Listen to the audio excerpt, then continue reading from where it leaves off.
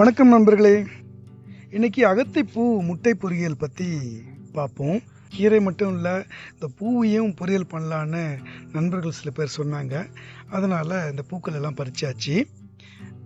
எல்லாமே சிவப்பு அகத்திப்பூ. இதில் ஒயிட்டும் இருக்குதான், பட் இன்னும் நான் விதைகள் வச்சுருக்கேன், இன்னும் போடலை. அகத்திப்பூ கீரையை போலவே இந்த பூக்களிலும் நிறைய மருத்துவ குணங்கள் இருக்குது.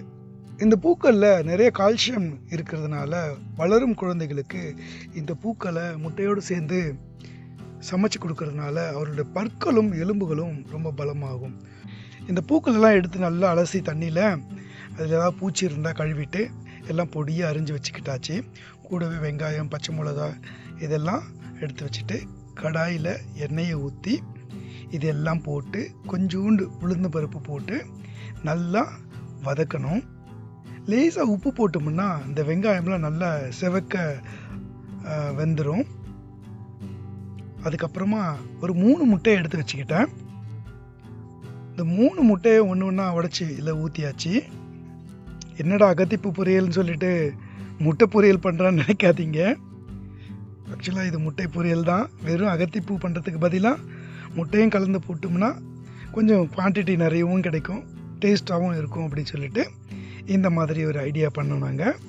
முட்டை பொரியல் இப்போ ரெடி ஆகிடுச்சு. இதில் இப்போ நறுக்கி வச்ச அந்த அகத்திப்பூவை இதில் கொட்டிட்டு நல்லா ஃப்ரை பண்ணலாம். அவ்வளோதான், கொட்டியாச்சு.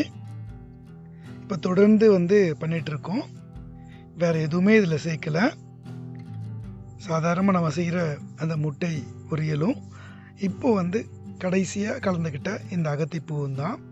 அகத்திப்பூவில் நிறைய சத்துக்கள் இருக்குது. இப்போது ரெடி ஆகிடுச்சு. நீங்களும் ஒரு முறை முயற்சி பண்ணி பாருங்களேன். நன்றி, வணக்கம்.